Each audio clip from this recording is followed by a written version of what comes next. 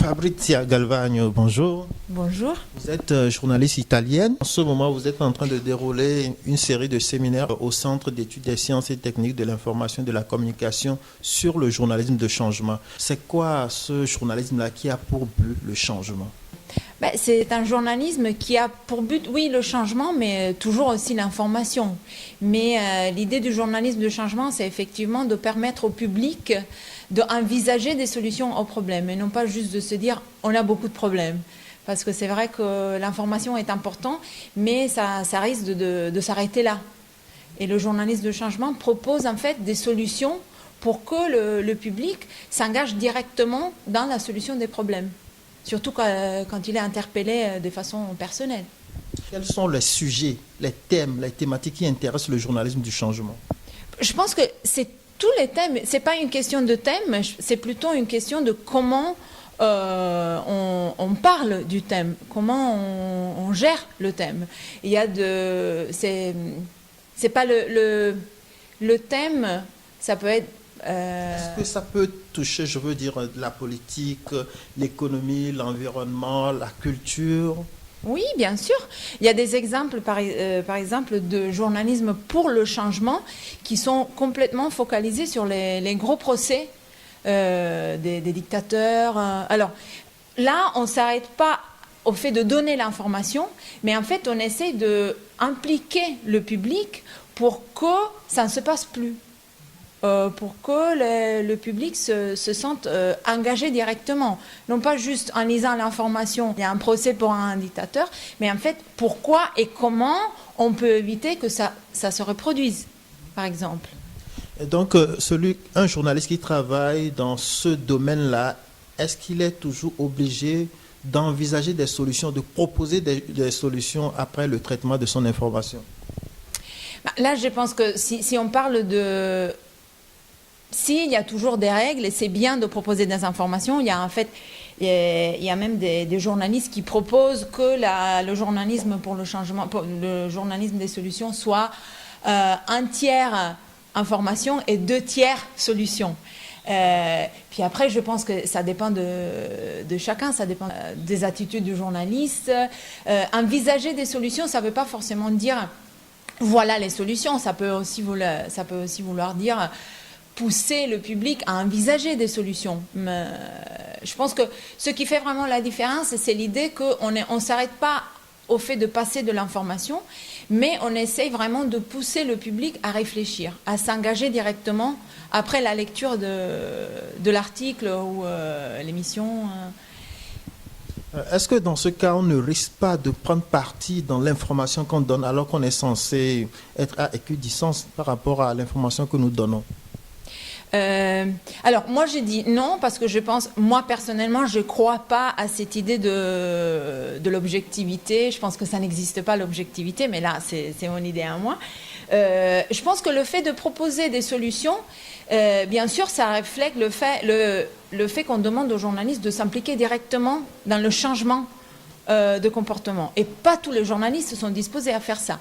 Je pense qu'en tant que journaliste, on connaît très bien la différence entre prendre parti et relayer de l'information.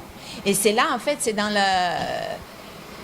les choix personnels de chaque journaliste, la différence. Et finalement, c'est quoi la frontière entre le journalisme de changement et la communication pour le changement du comportement? Je pense que la frontière est déterminée par le fait que le journalisme du changement est fait par des journalistes. Les journalistes connaissent qu'est-ce que ça veut dire être un journaliste, alors que faire de la communication n'est pas forcément du journalisme, alors que faire du journalisme est forcément faire de la communication. Après, je pense aussi que dans ce domaine, la frontière entre les deux peut être un peu floue parfois, et je pense que ça revient vraiment aux journalistes de comprendre où il faut s'arrêter avant de dépasser la limite. Je pense qu'il y a des situations où, en fait, on ne prend pas parti, on se limite à dire mais il y a un problème et voilà des solutions. Si on parle de violence faite aux enfants, je pense qu'il ne s'agit pas de prendre parti. On est tous d'accord que les enfants ne doivent pas être violés. agressé. Alors le problème, c'est pas de dire tu te mets d'un côté plutôt que d'un autre. Depuis quand a émergé ce concept du journalisme de changement? Alors je dirais c'est à partir de la fin des années 90, début 2000, quand on s'est vraiment rendu compte que ça suffisait plus comment on dit, porter la plume dans la plaie, mais c'est beaucoup plus qu'on est censé faire. Après, bien sûr, je disais tout à l'heure, je pense que c'est un choix personnel du journaliste. Je ne dis pas qu'il ne faut pas faire de l'information. Je pense qu'on est dans une époque où l'information, ce qu'on appelle breaking news, ça passe plus par les organes de presse. On n'attend plus de lire le journal le matin pour savoir qu'est-ce qui s'est passé dans le monde. Et du coup, il y a plus d'espace, je pense, dans les organes de presse pour Avant, on appelait ça l'analyse. Ça dépasse un peu l'analyse et ça devient vraiment l'idée de proposer des solutions. Après, encore une fois, c'est toujours au public de décider si les solutions sont bonnes ou pas. Et qui est-ce qui peut s'engager dans le journalisme de changement? Est-ce que c'est tout journaliste qui travaille dans un organe de presse ou bien c'est un journaliste indépendant qui peut s'engager dans cette pratique? Alors, je pense que de point de vue des compétences, tous les journalistes peuvent le faire. Je pense que les journalistes indépendants ont plus de possibilités de le faire justement parce que comme ils ne travaillent pas pour un organe de presse, ils n'ont pas des contraintes posées par un boss, par un chef. Et du coup, ça leur permet vraiment d'aller plus en profondeur. Mais de point de vue des compétences, les journalistes sont des journalistes. Après... Et comment monter un projet de journalisme pour le changement? Là, c'est une question compliquée qui a plusieurs réponses. Je pense que ce qui permet vraiment de monter un projet de journalisme pour le changement, c'est déjà le fait d'avoir des compétences en tant que journaliste et après vraiment de s'engager directement dans la société parce que ça prend beaucoup de temps. Trouver les bailleurs, trouver les partenaires déjà des financements, mais aussi de diffusion. Si on veut faire du journalisme pour le changement, ça ne suffit pas de faire un article ou une émission, mais il faut aussi s'engager directement dans la diffusion du contenu. Alors ça prend bien sûr du temps, des énergies et de l'argent, mais je pense que vraiment à la base, il faut qu'il y ait de la passion. Il faut qu'il y ait vraiment une motivation très personnelle de rendre le monde un peu meilleur. Alors Fabricia Galvagno, est-ce qu'on fait le journalisme du changement quand dans sa pratique on s'intéresse aux sujets délaissés par les médias en général ou bien quand en plus de s'intéresser à ces sujets on est soi-même entrepreneur social pour le changement? Je pense que si on veut vraiment être des journalistes pour le changement, on est forcément des entrepreneurs sociaux. Si on décide de faire du journalisme pour le changement, bien sûr, gagner sa vie, c'est important, mais ça ne peut pas dépasser... Le fait de gagner sa vie, ça ne peut pas dépasser le fait de vouloir rendre le monde un peu meilleur. Alors, est-ce que c'est obligatoire d'être un entrepreneur? Non, pas forcément, parce qu'on peut avoir la chance de travailler pour un organe de presse, d'être des salariés d'un organe de presse qui te permet de faire des changements. Je pense que c'est plus compliqué. Est-ce qu'on réussit un projet de journalisme de changement quand on est à plusieurs ou bien tout seul, on peut mener à bien un tel projet? Encore une fois, je pense qu'il n'y a pas vraiment de règles. Est-ce qu'on est un meilleur journaliste si on travaille tout seul ou en équipe? Ça dépend du projet, ça dépend des attitudes personnelles, des compétences. Je pense qu'en général, si on veut être des entrepreneurs du journalisme de changement, c'est toujours mieux de travailler en équipe parce que, comme je disais tout à l'heure, ça prend beaucoup de temps, ça prend beaucoup d'énergie, c'est beaucoup de travail.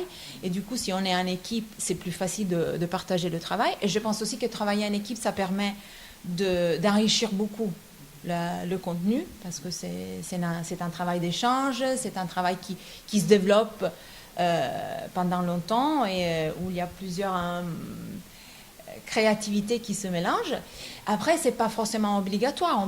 On peut démarrer un projet tout seul, un petit projet, et on peut le mener à bien sans forcément avoir besoin d'une équipe. Je pense que, encore une fois, ça dépend vraiment de la taille du projet, aussi de la motivation personnelle. Il y a des projets qui sont tellement personnels qu'on sent qu'on ne peut pas les partager avec des collègues. Alors, un projet de journée pour le changement, enfin, quand on le monte, est-ce qu'on gagne sa vie ou bien c'est du bénévolat, c'est du volontariat? Non, je pense qu'on peut bien gagner sa vie, justement en trouvant les financements pour travailler. Je pense que effectivement, si on est des journalistes indépendants, on peut travailler, on peut chercher des fonds pour monter un projet. Et si on a du temps, on peut vraiment monter un projet.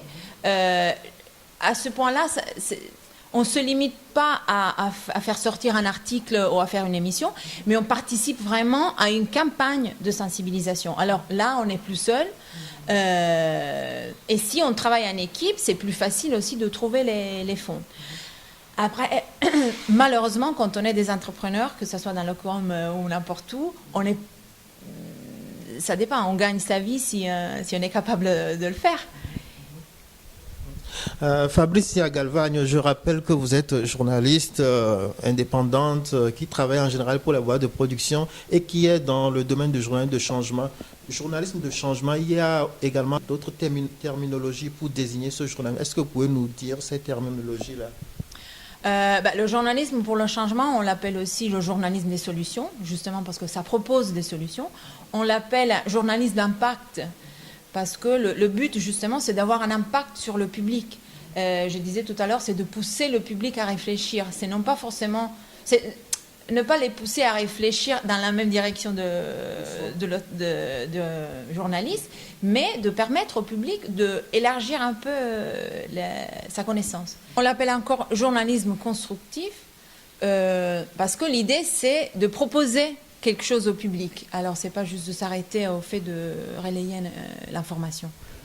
Est-ce que ici au Sénégal, en Afrique ou même dans le monde, on a des initiatives de journalisme de changement où on a vu le résultat, c'est-à-dire que le public, les destinataires de l'information ont été impactés? Il y a une grosse initiative qui s'appelle Impact Journalism Day. Et c'est une initiative initiée par une organisation française qui s'appelle, anglophone mais française, qui s'appelle Spark News. Eux, ils font une fois par an, ils rassemblent à peu près une cinquantaine d'organes de presse qui publient une édition spéciale presse et en ligne où ils traitent à peu près une centaine d'histoires de changement. D'histoires positives qui peuvent effectivement affecter le public. Et normalement, il s'agit de la santé, de l'assainissement de l'eau. L'idée, c'est de trouver des exemples de changements qui peuvent inspirer du changement. On dit que c'est du changement qui inspire des nouvelles, qui inspire le changement. Alors, l'idée de faire du changement, ça vient de changement. C'est un journaliste qui trouve des histoires de changement qui peuvent effectivement, si elles sont bien relayées, peuvent affecter le changement dans d'autres régions, par exemple. Et l'idée, c'est justement d'utiliser cette édition spéciale pour que tout le monde soit sur la même thématique le même jour, la même semaine. C'est vraiment l'idée de faire de la promotion de ce type de journalisme. Après, est-ce que ça a vraiment un impact ou pas? Je pense qu'on ne peut pas vraiment le dire. Est-ce qu'on peut dire si le journalisme en général a un impact sur la société ou pas? Un article en particulier? Non, mais on peut dire que le journalisme en général, le rôle des médias a un impact sur la société. Et je pense que c'est un peu la même chose. Est-ce qu'on peut dire qu'un article en particulier de journalisme du changement a affecté le changement? Personnellement, moi, je ne peux pas le dire. Mais je peux dire qu'en général, l'idée de changer un peu la perspective du journalisme, ça a un impact. Ça a un impact parce que je peux le dire personnellement, parce que je trouve que quand je fais, par exemple, je fais mes formations et on discute dans la salle, tu te rends vraiment compte que ça commence par le changement, ça commence par les journalistes. Quand les journalistes traitent des thématiques concernant le développement durable, l'environnement, le climat, est-ce que c'est déjà le journalisme de changement? Le fait juste de traiter une certaine thématique, c'est pas forcément du changement. Si on pousse pas au changement, c'est pas du journalisme de changement. Comment fait-on en poussant au changement? Je pense justement c'est l'idée de proposer des solutions. C'est l'idée de dire on a un problème, mais on ne s'arrête pas à dire qu'on a un problème et on peut trouver des solutions pour résoudre le problème. Quand il s'agit par exemple de changement climatique, au lieu de dire on a un gros problème parce que la température de la planète a augmenté de 2 degrés, c'est de dire comment on peut empêcher ça et comment on peut gérer la situation qu'on a déjà créée. Alors, si je comprends l'idée derrière, c'est que quand on écrit un article, on apporte des solutions, on essaie de voir les mêmes problèmes que d'autres peuples ont eu chez eux et ce qu'ils ont apporté comme solution et d'évoquer ces solutions-là dans votre article pour que votre public, justement, réfléchisse lui aussi ou éventuellement applique ces solutions-là. C'est de cela qu'il s'agit. Exactement. Et il s'agit de réfléchir aux solutions. Et c'est bien d'avoir des exemples. Pas forcément, on demande au public d'utiliser les mêmes, d'adopter les mêmes. On n'impose pas. Mais on permet au public de se dire, bon, on a un problème, voilà, comme ailleurs, on l'a réglé. Et là, ça permet aussi, je pense, de ne pas se sentir, en tant que public, de ne pas se sentir écrasé par les mauvaises nouvelles. J'ai vu quelque part qu'un Burkinabé et un Français ou un Canadien ont inventé un savon pour lutter contre les moustiques. Est-ce que ça fait partie du journalisme de changement? Ça fait partie du journalisme de changement, le fait déjà de passer ces types d'informations et de dire on peut régler, le problème du palu a été réglé comme ça dans une certaine région. Après, le fait de proposer des solutions, ça ne veut pas dire qu'on a la solution au problème. On propose, parfois, il ne s'agit pas de proposer des solutions, il s'agit de proposer des idées de solutions, des pistes. On n'est pas sûr que ce savon va régler le problème de palu partout dans le monde. Mais le fait de dire, il y a quelqu'un qui travaille sur ce problème, ça permet, je pense, au public de se dire, bon, alors là, s'il y a des solutions, moi aussi je peux faire quelque chose. S'il s'agit que d'un savon, si ce n'est pas les chefs du gouvernement qui doivent qui doivent trouver la solution, mais en fait la solution a déjà été trouvée, ou une solution potentielle a déjà été trouvée, moi en tant que public, je peux m'engager moi personnellement. Alors déjà en cherchant le savon ou en lisant plus par rapport à ça et en me disant peut-être que le savon, je peux le faire chez moi. Donc, enfin, on ne joue pas au médecin, mais on oriente vers le médecin, c'est ça?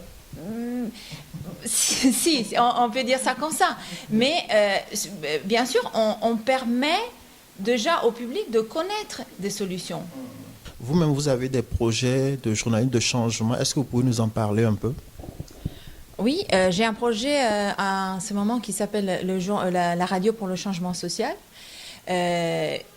C'est un programme de formation et production de contenu visé aux radios communautaires et aux associations pour qu'ensemble, les radios et les associations travaillent sur le contenu visé au changement social. Du coup, le changement de comportement. Le projet est né à la suite d'un projet un peu, toujours de formation et production un peu particulier que j'ai mené ici au Sénégal et au Kenya qui s'appelait DocuSound. Et c'était un projet de formation, un documentaire radio ouvert aux couches faibles de la population. On a formé 15 personnes au Sénégal et au Kenya, un radiojournalisme pour le changement. La moitié des formés étaient des personnes vivant avec un handicap. Et là, le but, c'était de faire de l'inclusion sociale. Du coup, de permettre aux couches faibles de participer à la production d'informations pour le changement de comportement. L'idée, c'était que si les personnes vivant avec un handicap sont impliqués dans la production de contenu de l'information, que ce soit sur l'handicap ou pas, ça leur permet de faire partie du débat public. Alors que normalement, ils sont écartés déjà de la formation, mais aussi de la production. Alors là, il s'agissait vraiment de faire de la formation au niveau technique, mais surtout au niveau de changement de mentalité, même des personnes, des étudiants qui étaient formés. Le but, c'était vraiment de faire de l'inclusion et de dire aux participants, le fait d'avoir un handicap, ça ne vous empêche pas de participer dans la production de contenu, que ce soit du journalisme professionnel ou pas, mais vous avez le droit et vous pouvez acquérir les outils pour participer au débat public. Et quel a été l'impact sur ces personnes formées? Le résultat, déjà, c'était chaque étudiant a produit un documentaire radio sur une thématique de son choix. Du coup, on a 30 documentaires qui ont été produits et diffusés à la radio. On a 15 personnes dans chaque pays qui ont été formées de point de vue technique, mais aussi de point de vue disons, créatif.